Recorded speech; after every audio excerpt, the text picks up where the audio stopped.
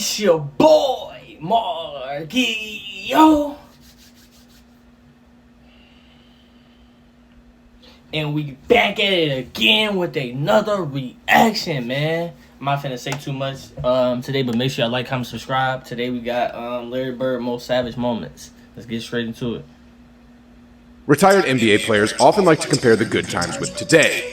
And to be honest, it sounds like a broken record machine at this point. They often say players today are soft and they can't play in our era and things like that. I'm not about to debate that here, but what I will say is what is probably inarguable is the fact that players talked a lot more smack back in the day.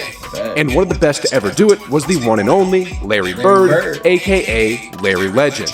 Today we'll take a look at some of his most savage moments.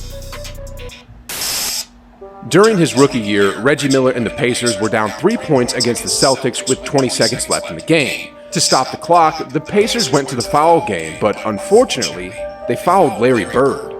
As Bird went to the line, Miller tried to distract his concentration by getting into his head. He was like, hey. But before Miller even blurted out another word, Larry cut him off and shushed him up by saying, "You gotta be kidding me. Rook, you gotta be kidding me. Rook, I'm the best shooter in the league right now. In the league. Understand? And you're up here trying to say something?" Bird would calmly sink the crucial free throws to beat the Pacers 119 to 113. He also dropped 34 points along with 7 rebounds, 4 assists, and 2 steals to send out a major statement to the young Reggie. I think from that moment onwards, Reggie learned to zip his mouth whenever Larry was around. Anyway, guys, off to the next story.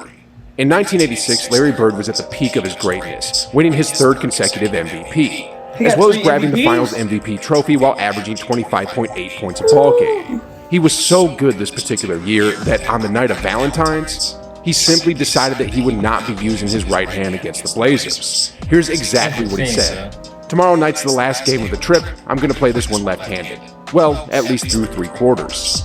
True to his word, Bird broke the hearts of the Blazers on V-Day by dropping 47 points while mostly using his left hand. That's insane, bro. This is crazy.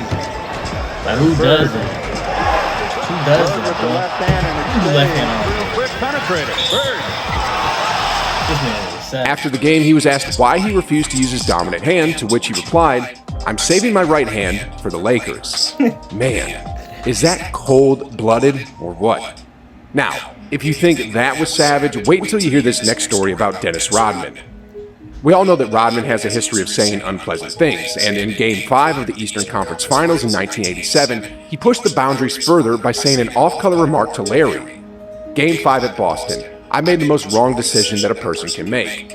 At the time, I didn't know any better because I was so used to being in the projects. God, I was young and stupid, so after the game, I said if Larry Bird was black, he would be just an average basketball player.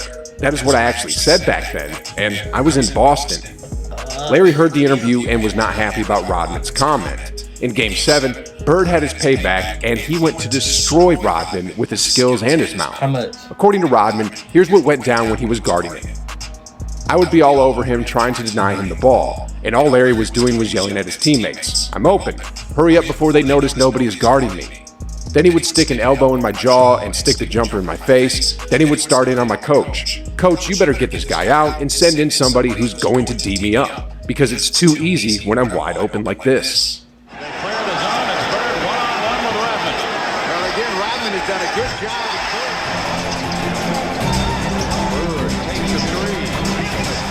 Larry Bird was in a league of his own when it came to knocking down long-range bombs during his heyday.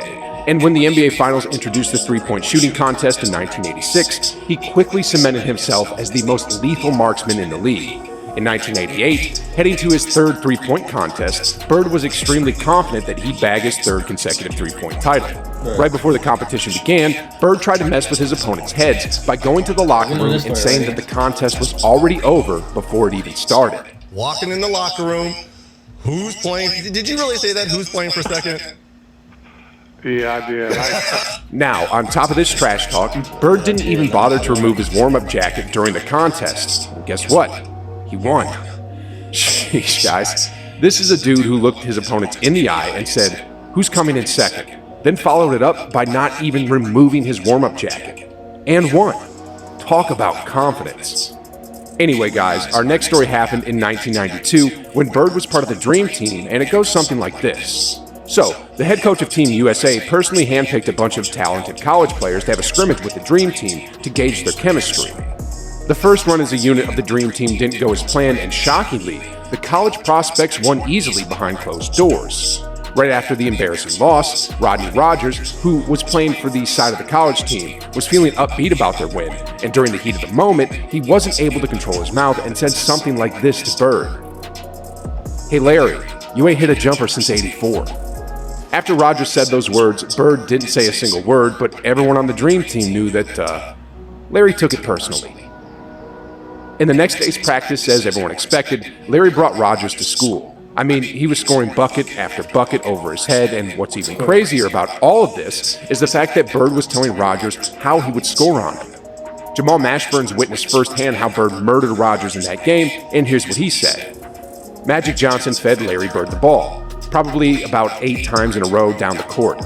Larry got the ball on Rodney Rogers, and every time he was about to make a move, he told him what he was going to do. One dribble, pull up, going left, off the glass, bucket. One dribble, going right, spin, shot, bucket. He scored 9 times or 8 times in a row, left the court to go lay down because he couldn't sit on a bench because of his back injury, and said, "Young fella, look like '84, huh?" Dominique Wilkins emerged as one of the fiercest rivals of Larry Bird in the mid-'80s, but during his rookie season, he had a rude awakening when he found out that Bird wasn't the kumbaya type of guy that you can easily be friends with. According to the Human highlight reel, Bird rejected his friendly approach during one of their early matchups, and here's the full story in detail. One of the first times I ever played against him, I went out for the opening tip, and I went to shake his hand. He just stood there and looked at me stone-faced with his hands behind his back. I was like, whoa. Then we were getting ready for the tip, and he says to me, "You don't belong in this league, Holmes." I couldn't believe it, but it happened so fast. I didn't know what to think. Then they had the ball, and I was on him, and he said, "I don't know why they got you guarding me, Holmes. You can't guard me." Then swish, he hit a 3. Then he came down again and said, "They made a mistake putting you on me, Holmes," and he took another 3. Though Bird initially got the upper hand, Dominic became so furious with Bird's trash talk game that when the opportunity for payback presented itself, he put him on a poster with a monstrous throwdown.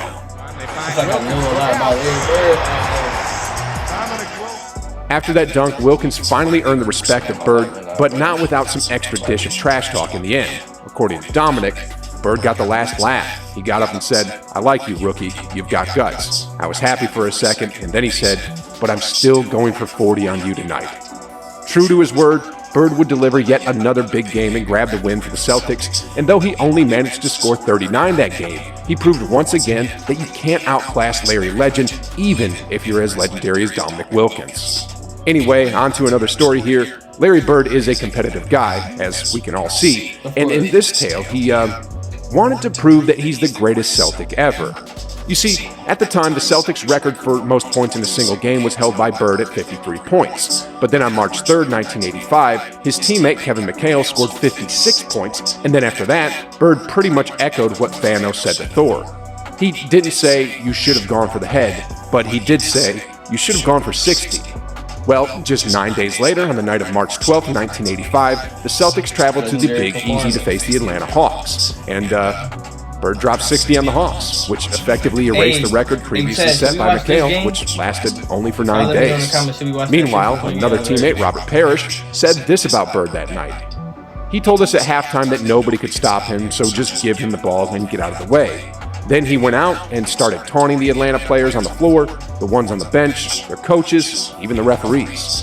He was talking so much trash he was buried in it. It was one of those nights when he could have drop-kicked the ball in. I loved it. What a way to break your teammate's scoring record, plus get 60 points by trash-talking your way there. Anyway, guys, do y'all know one person that players should have never trash-talked? Michael Jordan. Yeah. It sounds crazy, but some players in the NBA actually trash-talk the GOAT. Anyway, if you want to know what happened to these poor fellas, then click right here. Trust me when I say that this is a video you don't want to miss. Wow. Larry Bird is the greatest trash talker of all time. There's nothing to be said. You know, I love watching Larry Bird, man. He's the GOAT. He's one of the greatest to ever do it. And we gotta give our appreciation to him all the time. And I'm gonna see y'all in the next video. I love y'all. Your boy Markio is out, man.